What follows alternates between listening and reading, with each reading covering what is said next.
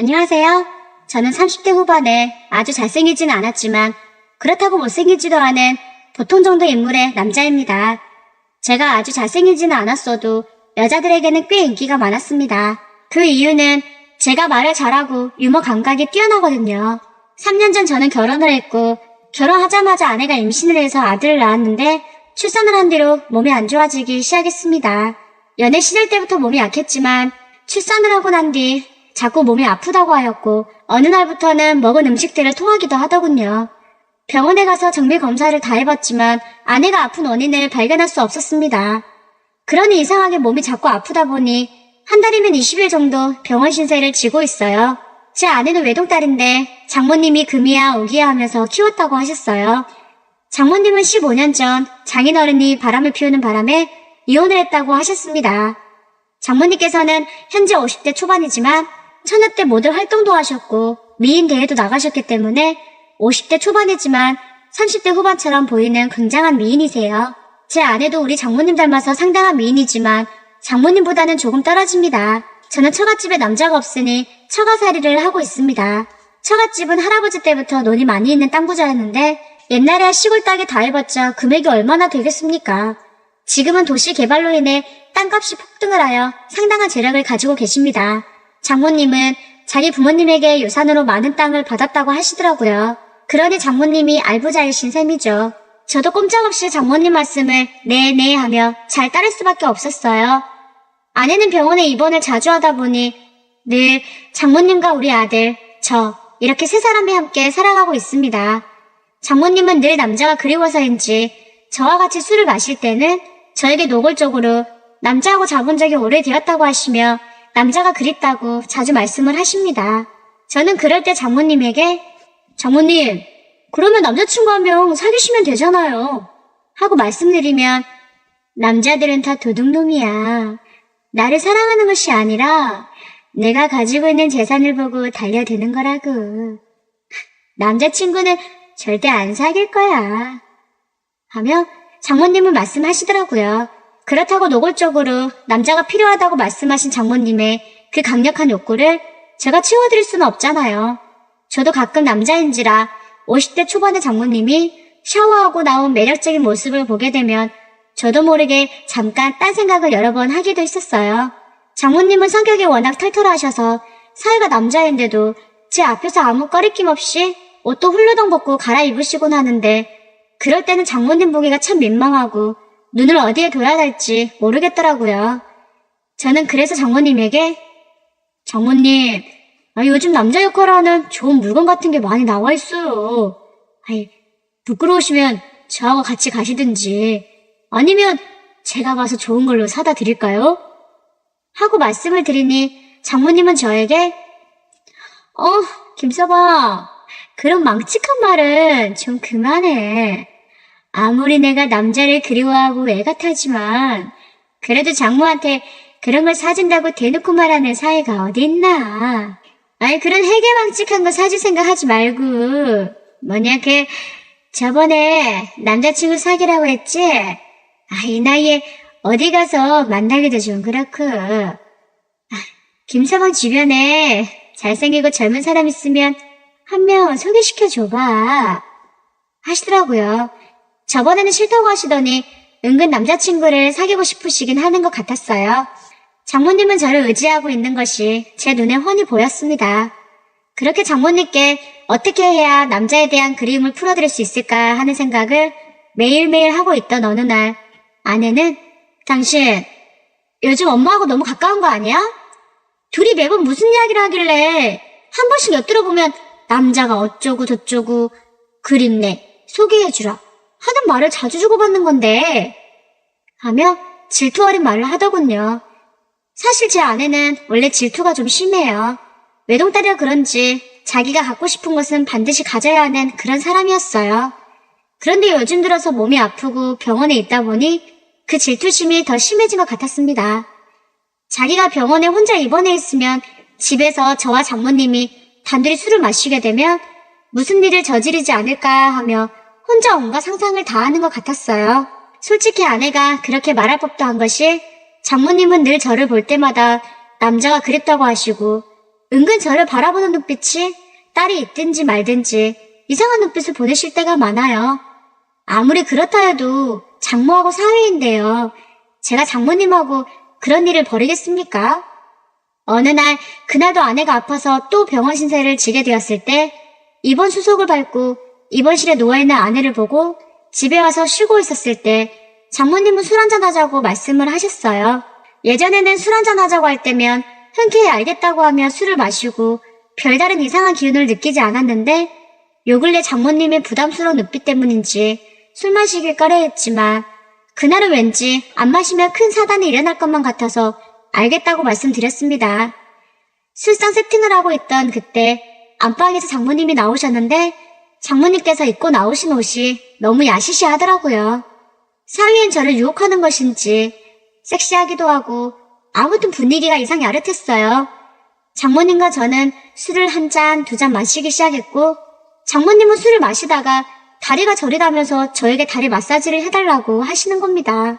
저는 스포츠 마사지 자격증이 있는데 청년 때 그 마사지 일을 했었거든요. 저는 장모님께서 원하시는 대로 다리를 마사지 해드리기 시작했습니다. 며칠 전부터 발바닥이 되게 아픈 거 있지. 어디 돌아다닌 것도 아닌데 왜 이럴까나? 처음에는 발바닥이 아프더니 요새는 여기 종아리 뒤쪽까지 아픈 거야. 김서방, 살살 좀 부탁해. 라며 마사지를 해달라고 하셨고 저는 별 생각 없이 장모님께 마사지를 해드렸어요. 장모님은 시원하다고 하면서 우리 김서방이 최고라고 칭찬해 주시더라고요. 장모님께 마사지를 해드리면서 힐끗 장모님을 쳐다보니 남자에 대한 욕구를 제가 해준 마사지로 푸시는 것 같다는 느낌이 들더군요. 눈빛이 뭔가 풀린 사람 같았거든요.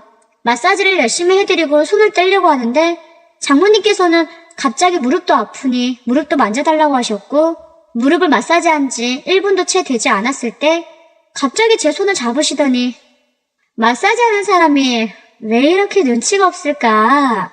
완전 꽝이네. 여기가 아프면 여기 위도 아픈 법입니다. 여기 무릎 위쪽도 마사지 해주셔야죠. 하시며 대담하게 무릎 위쪽으로 제 손을 올려두시더군요. 어쩔 수 없이 장모님이 원하는 대로 무릎 위까지 해드렸더니 너무 시원하다면서 하는 김에 팔과 어깨도 해달라고 하셔서 그쪽도 해드렸어요. 힘들어 죽겠네. 술 마시자고 해놓고선 이게 무슨 개고생이람. 하며 속으로 욕하고 있을 때 장모님은 우리 김서방이 자격증이 있어서 돈 굳었다며 마사지는 밖에 나가서 받는 것보다 훨씬 잘한다고 저를 칭찬해 주셨고 제 등을 두드리시며 이제 그만해도 된다고 말씀하시고는 고생한 제 손을 잡아주시며 앞으로도 잘 부탁한다고 말씀하셨습니다. 그렇게 장모님과 저는 마사지를 핑계로 가벼운 스킨십을 해 나가고 있었어요. 그때 병원에 있던 아내에게 전화가 왔고 마치 장모님에게 제가 마사지를 한 걸 본 사람 마냥 여보, 지금 엄마하고 무슨 짓 하고 있는 거야? 라고 말을 하더군요. 저는 숨길 것도 없고 해서 솔직히 말하는 게 낫겠다 싶어 장모님이랑 술 한잔하고 있었는데 장모님께서 다리가 저린다고 하시길래 자격증이 있는 내가 오랜만에 실력을 뽐내봤다고 말을 해주었고 여보가 생각한 이상한 건 절대 아니고 오직 마사지만 해드리고 있는 중이었다고 말을 해주었습니다. 아내에게 솔직하게 말했을 뿐인데 아내는 엄청 화를 내면서 야, 그걸 지금 말이라고 해? 마사지는 무슨 놈의 마사지야? 네가 네 장모를 주무르는 거지? 이것 봐라. 아주 집안 꼴이 잘 돌아간다. 잘 돌아가. 두 사람이 나오는 사이에 미친 짓들을 하고 있구만. 지나간 사람 붙잡고 물어보세요. 예? 한밤중에 장모하고 사위하고 마사지를 한다고 하면 뭐라 하겠어? 100이면 100. 전부 이상한 짓 하고 있다고 말할 거다. 내가 우리 엄마는 원래 끼가 많으니까 엄마가 무슨 요구를 해도 들어주지 말라고 누누이 말했지. 근데 왜 그런 짓을 하고 있는 거야? 그러다가 엄마하고 무슨 사고라도 저지른다면 책임질 수 있어? 내가 병원에서 걱정 없이 치료를 잘 받아야 하는데 끼 많은 엄마하고 순진하고 약해 빠진 자기를 놔두고 병원에 있으니 온갖 상상을 다 하고 있잖아. 제발 우리 엄마하고 술 그만 마시고 마사지도 그만해. 나 정말 힘들어. 하고 소리를 질러대더니 자기 할 말만 하고 제 이야기는 듣지도 않고 전화를 탁 끊어버렸습니다. 그래서 그날은 아내의 부탁도 있고 해서 장모님과 술자리를 일찍 끝내고 아내가 있는 병원으로 택시를 타고 갔더니 아내는 그때까지 씩씩거리고 있었습니다. 아내는 엄마하고 당신하고 같이 있는 걸 보면 마치 사랑하는 연인같이 보인다는 거 아냐면서 오늘 정말 엄마하고 아무 일도 없었냐고 물어보더라고요. 저는 정말로 마사지 한 것밖에 없다고 말을 했고 2시간 넘게 겨우 달래고 해명하고 나서야 아내는 제 말을 믿는 듯 화를 풀어주었고 겨우 집에 올 수 있었습니다. 그렇게 아내를 안심시키고 집으로 돌아오니 장모님은 그때까지도 혼자 술을 드시고 계시더라고요. 나가기 전보다 술이 굉장히 취한 상태로 계셨습니다. 더우신지 입었던 티도 벗어버리고 속옷만 입고 계시더라고요. 아, 장모님! 이게 뭐예요? 옷 좀 입으세요. 하고 티를 가져다 드리니 우리 마사지 잘해주는 김서방님 오셨구나. 근데 무슨 옷을 주고 그래. 술 마셔서 더워 죽겠는데 일단 옷을 왜 입으라는 거야? 이 더운 열기를 없애려면 시원한 물로 샤워나 해야겠구만. 하며 목욕탕으로 들어가시더니 무슨 혼잣말을 그렇게 아저씨처럼 하는 건지 시원하다. 좋다. 좋아. 아이고 좋아. 하는 소리가 들리더니 갑자기 조용하더군요.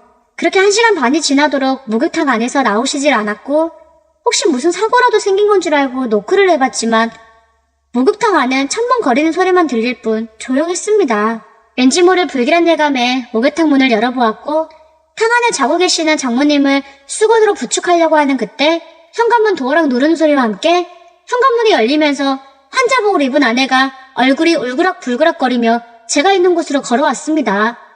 저는 깜짝 놀랐어요. 지금 이 상황이 장모님하고 무슨 짓을 하다가 딱 걸려버린 그런 상황이 되어버리고 말았습니다. 저는 목욕탕 문을 열고 탕 안에서 장모님을 잡으려고 하고 있지. 아내는 거실 안으로 들어오고 있지.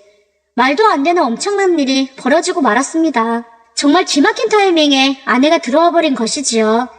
아내는 욕탕 안에서 술에 취해 있는 장모님과 장모님을 부축하기 위해 수건을 들고 있는 제 모습을 번갈아 보더니 내가 이럴 줄 알았어. 이 나쁜 인간아. 네가 이러고도 인간이야? 아니라며. 내가 생각하고 있는 그런 사이 아니라며. 이거 어쩔 거야. 이 상황 어떻게 설명할 거냐고. 하며 거실에 있는 효자손으로 제 등을 사정없이 수십 번을 제 등이며 머리며 제 온몸을 북어 패듯이 내리치더군요. 정말 너무 아팠습니다. 저는 그게 아니라고, 정말 아니라고 말을 해도 아무 소용이 없었어요. 이미 아내는 눈이 돌아가 버린 것 같았거든요. 누가 봐도 그 상황이 오해하기 딱 좋은 상황이었어요. 아내는 저를 때린 걸로 끝난 게 아니라 그 효자손으로 장모님 등짝까지 때리는 겁니다. 하지만 장모님은 너무 취해버리셨는지 아프다고만 하고 깨지 않으셨어요. 아내는 분을 참지 못하고 살림살이를 부셔버리고 결혼사진마저 깨 부시더라고요. 세상에, 장모하고 사이가 이런 짓을 하고 있다니. 이러니 내가 병이 낫겠어? 내가 이혼해줄게. 엄마랑 같이 잘 살아라, 이 미친놈아. 하면서 저에게 발길질을 했습니다. 아내가 살림을 때려 부시는 소리에 이웃집 사람들까지 구경하러 나올 정도였어요. 아내는 정말 무서웠고 살림을 다 부순 것 같았는데 그래도 분을 못 참았는지 샤워기를 자기 엄마한테 던져버리면서 술이나 깨라고 하더군요. 저는 정말 너무 억울했고 아무리 해명을 해봐도 제 말은 듣지 않으니 어떡하겠어요. 저는 일단 장모님의 몸을 수건으로 감싸서 장모님 방으로 옮겨드렸고 아내를 진정시키기 위해 무지 노력했지만 아내는 이미 눈이 돌아가서 진정이 되질 않았습니다. 제가 정말 장모님과 선을 넘었다면 이런 일을 당해도 싸겠죠. 네, 맞아도 정말 싸요. 이웃 주민들도 이야기를 다 들었을 텐데 너무나 부끄럽고 창피하고 억울했습니다. 아내는 분을 풀지 못한 채로 다시 병원으로 갔고 저는 어지럽혀진 거실을 청소해야만 했습니다. 장모님은 다음날 오후 2시가 되어 깨어나셨고 저는 그날 출근도 못하고 장모님 곁에 있어야만 했습니다. 장모님은 아무 생각도 안 나는 것인지 아우 머리야. 응? 내 머리에 이거 피는 뭐야? 내 몸은 왜 이렇게 상처투성이에 아픈 거지? 이 멍은 또 뭐야? 하고 저에게 물어보시더군요. 그러면서 어깨도 너무 아프다며 저에게 어제 무슨 일이 있었는지 말해보라고 하셨습니다. 진짜로 장모님은 어젯밤 상황을 1도 모르고 계시더군요. 저는 집에 있는 구급약으로 간단히 장모님을 치료해드리면서 어제 있었던 일을 하나도 빠짐없이 자세히 말씀드렸더니 나라도 그 상황을 봤으면 우리 딸처럼 했겠다. 딸한테 미안하긴 하네. 애가 요즘 아파서 그런지 더 예민해지고 질투심이 더 많아졌나 보다. 그럼 김서방이 내 벗은 몸을 다 봤겠네? 하고 물어보시는데 당황해서 맞다고 얼버무리며 몸이 안 좋으시니 빨리 병원에 가보자고 말씀드렸고 도착한 병원에서는 엑스레이를 찍게 되었습니다. 의사 선생님께서 엑스레이 검사를 해본 결과 두개골 뼈는 이상 없고 많이 부어있으니 주사를 놔줄 테니 일주일 정도 약을 먹으면 나을 테니 안정을 취하라고 해주셨습니다. 저는 장모님을 모시고 오늘 기분도 그러니 시외로 나가서 드라이브도 하고 밥을 먹자고 말씀드렸고 그 말을 들은 장모님은 좋아하시면서 오랜만에 바닷가로 가서 회를 먹고 싶다고 말씀을 하시더라고요. 장모님과 저는 바닷가에 도착했고 한여름이라 사람들이 많더라고요. 사람들이 없는 곳으로 가서 보통 연인처럼 자연스럽게 손을 잡고 거닐었고 이런저런 이야기를 나누었습니다. 그 근처 횟집으로 들어가 광어, 우럭을 시켜 술 한잔하며 주거니 받거니 했습니다. 장모님은 오랜만에 김서방하고 밖에 나오니 기분 좋다라고 하시며 오늘 집에 안 들어가도 되니 술 한잔 거하게 마시고 집에는 내일 들어가자고 말씀하시더군요. 그 말을 듣는 순간 저는 오늘 무슨 일이 벌어질 것 같다는 생각이 들었고 그 순간 무서운 아내의 얼굴이 떠올랐습니다. 그때 여지없이 아내에게 전화가 와서 지금 어디서 뭐하길래 병원에 안 오냐고 묻더군요. 저도 너무 솔직해서 탈입니다. 숨길 때는 숨겨야 하는데 말이죠. 솔직하게 장모님하고 이야기도 좀 할 겸 근처 바닷가에서 회에 소주 한잔 하고 있다고 하니 미친 인간아. 난리친 지가 하루도 안 되었는데 바닷가 술집을 간 게 말이나 되냐? 병원에 입원한 딸이 엄마와 남편을 걱정해야 되는 이 상황이 너무 이상하지 않니? 빨리 엄마 집에 모셔다 드리고 병원으로 좀 올래? 하고 아내는 화를 내며 말을 했습니다. 저는 알겠다고 말을 하려는 찰나 장모님은 약간 취하셔서 전화기를 뺐더니 딸, 그날 밤 정말 아무 일도 없었는데 아무리 그렇다고 앞뒤 이야기 제대로 듣지도 않고 자기 엄마를 그렇게 개패듯이 때리는 딸이 어디 있니? 엄마 지금 머리가 너무 아파서 엑스레이 찍었어. 아직도 머리랑 등, 어깨가 너무 아파. 그래서 술 한잔 마시고 아픔을 다 잊어버리고 엄마 때린 너를 용서하려고 김서방이랑 마시고 있었어. 오늘은 김서방을 내가 좀 빌릴 테니 오늘이랑 내일만 내가 좀 데리고 있을 테니 걱정 말고 병원에서 푹 쉬고 있어. 하고 말씀을 하시는데 당연히 아내는 그 말을 듣고 소리를 지르고 두 사람이 미쳤다고 말을 하며 난리를 쳤습니다. 저도 모르게 장모님께 전화기를 빼앗아 급하게 끊어버리고 장모님께 빨리 집에 가야 할 것 같다고 말씀드리니 장모님은 집에 갈 필요 없고 어차피 늦은 거 오늘 자고 가자고 하시는 겁니다. 그러면서 오늘만을 기다렸고 각오까지 하고 왔으니 본인이 원하는 대로 해달라고 하시더라고요. 어차피 오해받은 거 오해받을 짓 해버리자고 하시면서요. 장모님의 말씀에 저도 모르게 수긍을 해버렸고 장모님은 안주가 좋으니 소주가 맛있다며 계속 마셔댔습니다. 그러다 갑자기 장모님은 눈물을 흘리시며 솔직히 남자를 좋아하는 편이고 남자 없이는 하루도 못 사는데 남자하고 사랑을 나눠본 적이 10여 년이 넘어버렸으니 정말 이 스트레스 은근히 힘들고 미칠 지경이라고 하시며 제 손을 잡으시는데 장모님이 너무 여자로서 안쓰러워 보이는 겁니다. 남편과 이혼하고 남자와 잠자리를 가져보려고 기회를 몇 번 가져보았지만 그때마다 이상한 제비족 날라리 같은 놈들만 달라붙어서 그냥 남자를 포기하고 살았다고 하시더군요. 늘 밤마다 매사이지만 김서방을 생각하며 언젠가는 기회가 오겠지 하고 그 기회를 엿보고 있었어. 그 기회가 오늘인 것 같은데? 하고 말씀을 하시는데 저는 정말 가슴이 철렁 내려앉았습니다. 누군가에게 이렇게 대놓고 말을 듣기는 처음이었거든요.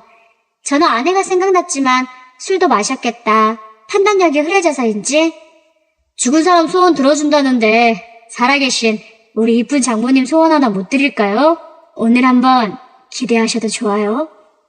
하고 말씀드리니 장모님은 갑자기 제 옆으로 오시더니 제 품을 고양이처럼 파고들었어요. 저는 그 순간 이성의 끈이 풀렸고 장모님을 안아주고 말았습니다. 저희들은 장모님과 사위가 지켜야 할 경계선을 넘나드는 스킨십을 하고 있었어요. 장모님은 술에 취해 정신이 없는 건지 아니면 일부러 그러시는 건지 횡설수설했고 사위인 저에게 자기야 했다가 오빠 했다가 여보 하고 부르는데 술주정이 심하긴 좀 심하더군요. 그러면서 김서방은 딱 봐도 남자답게 생겼고 그것도 좋게 생겼다면서 묘한 농담을 하시는 겁니다. 저도 장모님의 기분을 맞춰주려고 밤에 힘께나 쓰기 때문에 어디 가서 꿀리지 않는 남자라고 말씀드렸더니 장모님은 김서방 같은 남자를 만났어야 했는데 전 남편 같은 쓰레기 같은 놈을 만나 마음고생을 많이 한 게 인생에서 가장 큰 실수라고 하셨습니다. 그러면서 전 남편은 다른 여자한테 가서 힘을 다 쓰고 이상하게 장모님한테는 한 달에 한 번도 할까 말까 하셨대요. 전 남편하고 이혼한 이유가 전 남편이 바람핀 것도 있었지만 잠자리도 한 달에 한 번 할까 말까 한 것 때문이라고도 하시더군요. 그렇게 이런저런 이야기를 나누고 장모님과 저는 술집을 나와서 바닷가를 조금 거닐다가 한적한 곳에서 앉고 연인처럼 밑맞춤을 하였고 금단의 선을 넘어가고 있었습니다. 장모님과 저는 자제력을 잃어갔고 본능에 맡기기로 했어요. 장모님과 저는 근처에 있는 모텔로 들어갔고 그곳에서 마지막 남은 지켜야 할 선을 완전히 벗어나버리고 말았습니다. 장모님은 50대 초반이라도 지칠 줄 몰랐고 활화산처럼 그것이 폭발했습니다. 장모님은 너무나 좋아하셨고 행복해 하셨습니다. 그날 이후 제 아내하고는 아내의 욕으로 인해 이혼을 했고 장모님과는 아직도 자주 만나서 그 관계를 유지하고 있습니다.